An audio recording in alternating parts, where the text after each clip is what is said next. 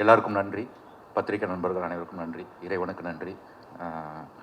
இந்த படத்துக்கு வாய்ப்பளித்த முரளி சாருக்கு நன்றி.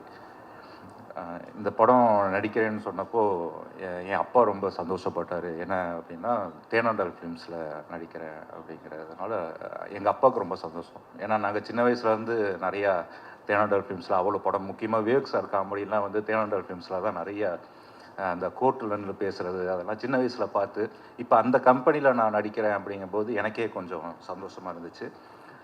அடுத்து அருண், அந்த அவங்க சொன்னாங்க ஹீரோவை கூட நடிக்கலாம் அவர் அப்படின்னு சொன்னீங்கல்ல, அதுக்குரிய எல்லா தகுதியும் அவருக்கு இருக்குது. பயங்கரமான ஒரு ஹியூமர் கை. எனக்கு இது வரைக்கும் நான் நிறையா டைரக்டர்கிட்ட நடிச்சிருக்கேன். அதில் வந்து நான் வந்து பார்த்து ரசிக்கிற ஒரு டைரக்டர்னா இவர் தான். சொல்லி கொடுப்பாரு. சொல்லி கொடுக்கும்போதே அது இவரும் அந்த கேமராமேன், அவர் இப்போ முடி வெட்டிட்டார், முன்னாடி இப்படி முடி வச்சுருப்பார். 2 பேரும் ஒரு அனிமேட்டட் கேரக்டர் மாதிரியே இருப்பாங்க. ஷூட்டுக்கு வரும்போது பார்க்கவே அவ்வளோ ஜாலியாக இருக்கும். நல்லா சொல்லி கொடுப்பாரு. நல்ல ரைட்டர், ஹியூமராக இருக்கட்டும், எல்லாமே ஒரு நல்ல ஒரு சென்சிபிளாக எழுதக்கூடிய ஒரு ரைட்டர். அவர் கூட ஒர்க் பண்ணது ரொம்ப சந்தோஷம். அடுத்து ஹரிபாஸ்கர், சும்மா வரல ஹரிபாஸ்கர். நிறையா கஷ்டப்பட்டு, நிறையா வீடியோஸ்லேருந்து எல்லாமே அவ்வளோ கஷ்டப்பட்டு இந்த நிலைமைக்கு வந்திருக்காரு. ஸோ இன்னுமே பெரிய லெவலில் போவாருங்கிற நம்பிக்கை எனக்கு பயங்கரமாக இருக்குது.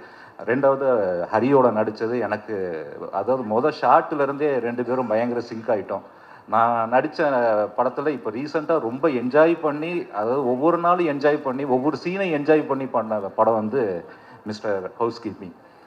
லாஸ்ட்லியோட எனக்கு சீனே வைக்கல. பொதுவாக எந்த டைரக்டருமே ஹீரோயினோட சீன் வைக்க மாட்டாங்க. அதனால் வந்து நான் இன்டர்வியூ இதிலெல்லாம் அவங்களோட பழகுனது தான். ரொம்ப பாசிட்டிவான பொண்ணு, ரொம்ப நல்லா நடிச்சிருக்காங்க அப்படின்னு கேள்விப்பட்டேன். மியூசிக் டைரக்டர் சொன்னார். ஸோ நானும் பார்க்குறதுக்கு வெயிட் பண்ணிட்டுருக்கேன். அடுத்து ஓஷோ வெங்கட் நல்லா பண்ணியிருக்காரு மியூசிக். இப்போ தான் இந்த பாட்டு கேட்டேன். எனக்கு கேட்டோன்னே ரொம்ப நல்லா இருந்துச்சு. முக்கியமாக இளவரசு சார், இந்த படத்துலேயே வந்து எங்களுக்கு எல்லாருக்கும் சீனியர் அவர் தான். ஸோ அவர் கூட நடிக்கும்போது ரொம்ப கம்ஃபர்ட்டாக இருக்கும். நம்ம அழகாக அதை ஒரு ரிஹர்சல் மாதிரி பண்ணுறதுக்கு ரொம்ப கம்ஃபர்ட்டாக இருக்கும். ரொம்ப ஹாப்பியாக இருந்துச்சு சார். Thank you sir. அப்புறம் வந்து என் பேர் வந்து சரவணன் ராஜேந்திரன். சரவணா அப்படின்னு கூப்பிட்டு திரும்பி பார்த்தா பின்னாடி 4 பேர் எஸ்ஆர் அப்படின்னு கை கூப்பிட்டு இருப்பாங்க. அதனால சாரான பேரை மாற்றினேன். இப்போ வந்து பொண்ணாக்கிட்டாங்க. இது வந்து எனக்கு பழக்கமானதான். நிறைய ப்ரொடக்ஷன் மேனேஜர் ஃபோன் போட்டு சாரா மேடம் கிளம்பிட்டாங்களா அப்படிம்பாங்க. இல்லை மேடம் குளிச்சுக்கிட்டு இருக்காங்க, அப்புறம் கால் பண்ணுங்கன்னு வச்சிருவேன். ஸோ இது மாதிரி நிறைய நடந்திருக்கு. அதனால தான் நானே அண்டர்ஸ்டாண்ட் பண்ணிட்டு வந்துட்டேன், நான் தான் சாரா அப்படின்னு சொல்லிட்டு. இந்த படம் வந்து எல்லாருமே, அதாவது குழந்தைகள்லேருந்து எல்லாருக்குமே பிடிக்கும். இப்போது நம்ம எல்லா இன்டர்வியூ நான் தான் சொன்னேன், வாழ்க்கையில் அவனுக்கு 1008 பிரச்சனை இருக்குது. அந்த பிரச்சனையில் நம்ம படத்துக்கு போய் உட்காரும்போது அந்த படமே பெரிய பிரச்சனையாக இருந்தால் அப்புறம் நமக்கு ரொம்ப பெரிய பிரச்சனையாக மாறிடும்.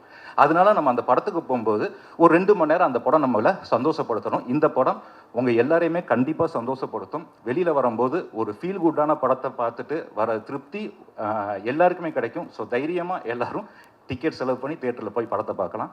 Thank you so much.